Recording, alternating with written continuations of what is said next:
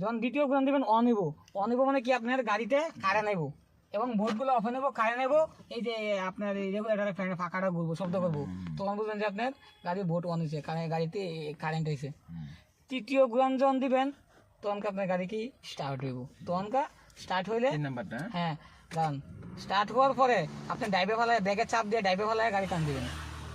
বুঝছেন? স্টার্ট দেওয়ার পরে ড্রাইভে ফালায় ডিতে দিয়ে হ্যাঁ তারপরে গাড়ি চালাবেন। এবং কত হচ্ছে আরেকটা বিষয় পরে বলতেছি, স্টিয়ারিং ধরার কিছু নিয়ম আছে। এই দেখছেন এটা কিন্তু মাঝখান স্টিয়ারিং এর, এটা কিন্তু মাঝপথ, এটা কিন্তু একটু ওয়াচের মতন, এটা বলে বাংলাতে গদি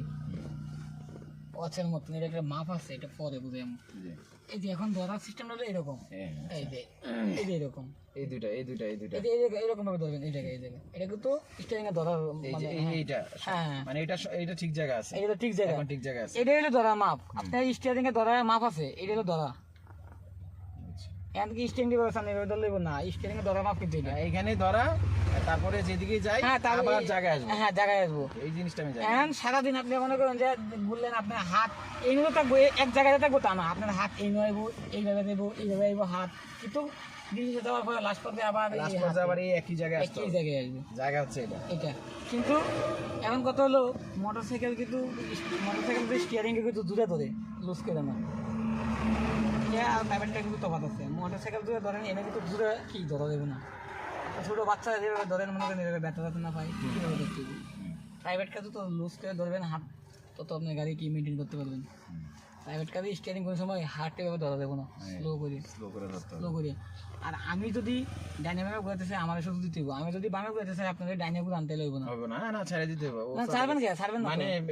আপনি ধরে রাখবেন, কিন্তু আমি যখন স্টিয়ারিং গুলো হাতে আমি ডাইনামিক মুস্তা দিলে আপনি সুযোগ দিবেন। এবং গাড়ি যখন স্টার্ট করবেন 3 নম্বর চাবি দিয়ে স্টার্ট করার পরে গাড়িটা চাবিটা হালকা ধরে রাখবেন, এবং কি এই যে পা দিয়ে অ্যাক্সিলারেটরে চাপ দিবেন, চাপ দিলেই চাপ দেওয়ার পরে গাড়িটা যখন স্টার্ট হয়ে দেবো হাত এবং পা সাথে সাথে সরে হতে হবে।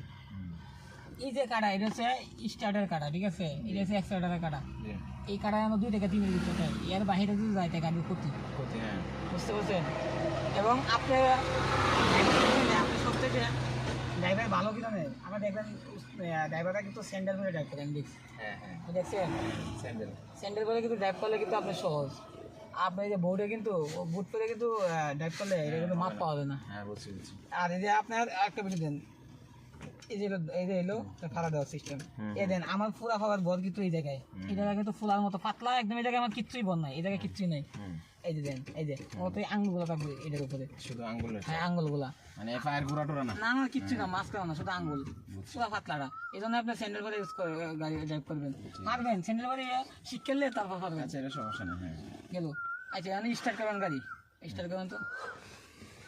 ওই এক্সট্রাটার সবসময় স্টার্ট করবেন এক্সট্রাটার ফাড়া দিয়ে দেন, গ্রান সাবির ধরেন হালকা, হ্যাঁ দেন সাবির গ্রান, আরেকটা গ্রান দেন, এক্সট্রাটার ফাড়া দেন, হাত পাশে কাটা করে উঠছে, দুইয়ের উপরে ঠিক আছে, চাইলের উপরে উঠছে, পাশে গেছে। তাহলে আপনি রং করছেন না, তাহলে আমরা কাটা কোথায় 3 নম্বরের কথা ছিল, 3 পর্যন্ত, 2 থেকে 3 মধ্যে, হ্যাঁ তারপরে 2 থেকে 3 নম্বর যখন উঠছিল তখন হাত এবং পা সাথে সাথে সেকেন্ডের ভিতরে সরান দরকার, ঠিক আছে? এখন গাড়ি স্টার্ট দিতে তাহলে অ্যাক্সিলারেটর পরে দিয়ে স্টার্ট দিতে হয়, হ্যাঁ অ্যাক্সিলারেটরের পাশে আপনি স্টার্ট দিবেন কেন, অ্যাক্সিলারেটরও চাবিটা দিয়ে অ্যাক্সিলারেটর হালকা বাধা দিবেন তো স্টার্ট যখন হয়ে যাবে হাত এবং পা সাথে সাথে সরে গেল, এটা কোনো আওয়াজ না হয়, বুঝতে পারছেন? আবার ট্রাই করবো, করেন, অফ করে দেন, আবার ট্রাই করেন। অ্যাক্সিলারেটর চাপটা কি বেশি দিতে হবে না কম? না কম আপনার এই কাটা দেখবেন, গেলে তো উপরে উঠে যাবে, এই কাটা দেখে শুরু করবেন, এই যে বেশি দিচ্ছেন আপনি, আগে থেকে একটু কমছে, হ্যাঁ মানে অ্যাক্সিলারেটর ছেড়ে দিতে হবে জুম করে, অ্যাক্সিলারেটর এবং চাবি থেকে হাত সরাই হতে হবে, নাহলে আপনার কারেন্ট বেশি চলে আসছে চাবির মধ্যে, আপনার স্টার্ট হবে না, স্টার্ট দিয়ে হাত সরাই দিতে হবে, হাত এবং পা, স্টার্টটা হইলেই ব্রেকে ফুল বাধা দেন, হাত এবং ব্রেকে ফুল চাপ দেন, বাম পা কোনো কাজ নাই, ডান পা হ্যাঁ চাপ দেন ফুল, হ্যাঁ এখন হলো ব্রেকে ফুল বাধা দেন, দেখাইছে, এখন হলো হাত এনে নেন,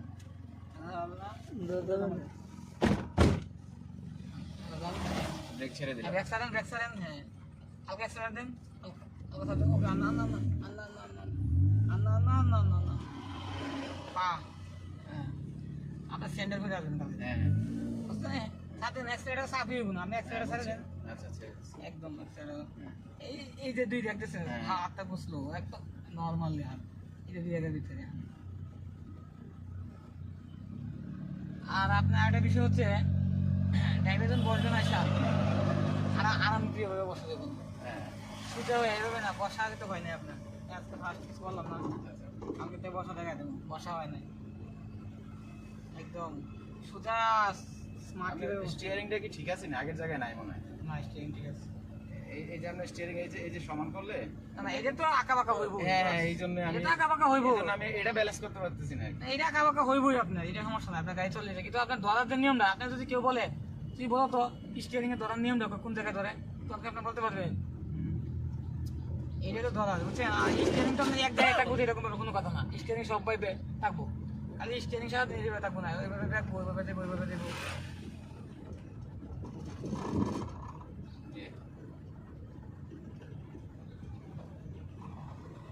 তাহলে অন দেন ঠিক ভাই আমার গাড়ি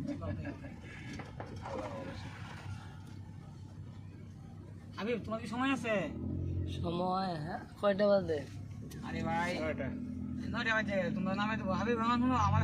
খাওয়ারকে তুমি আনে দিতে পারবা আমি ইব্রাহিমে ফোন দিয়ে করে দিই তুমি ইব্রাহিমের নাম্বারটা দিয়ে দেবা এলে হ্যাঁ কিনে দিয়ে দেবো তোমাকে কোনে কই যাইতাম সারাদিন তুমি শাসন কাছে যাইবা ইয়ে আছে না ওই ফ্লাইওভারের নিচে ওই যে তোমার রেল স্টেশন যায় না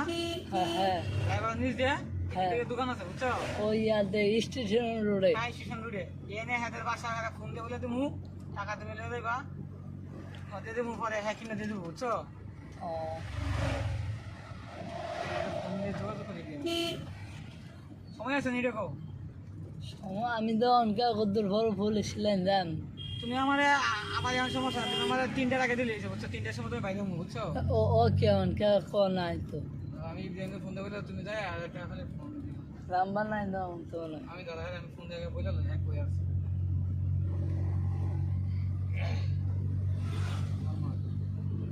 আর স্টেইনে হার্ট ঠিক আছে স্টিয়ারিংটা হার্ড না আমাদের শর্ট আর পাওয়ার অয়েল শর্ট রাইট আমি বলতাম হইলো স্টিয়ারিং আরো লুজ থাকবে কালকে পাই না এই জায়গায় খুঁজে পাই না রাত্রে ওকে দিনে খাওয়া দিব পাওয়ার অয়েল এই জন্য পাওয়ারটা হইতেছে না ইব্রাহিম ভাই কই আছেন বাসায় ও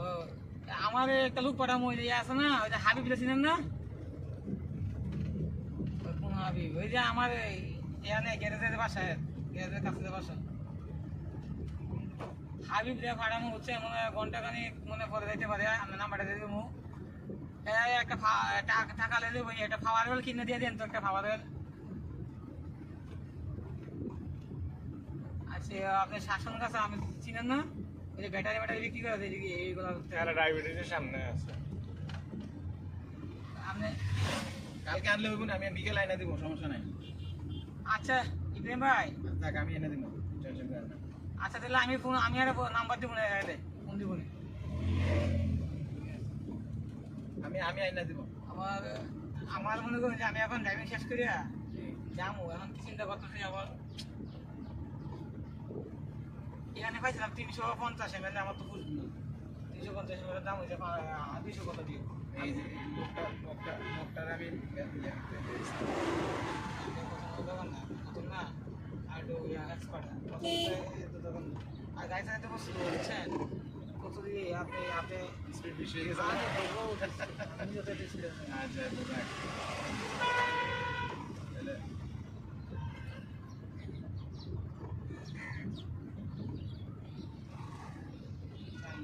এই জায়গায় আপনার স্থগিত ঠিক আছে হ্যাঁ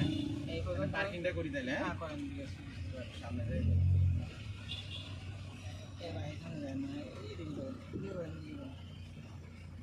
গাড়িগুলো সামনে সামনে সাফা একটা হয় না ঠিক আছে আচ্ছা ব্রেকটা ইয়াটা ঠিক আছে না হ্যাঁ ঠিক আছে মোটামুটি ঠিক আছে একদিক হয় না ও ও আমি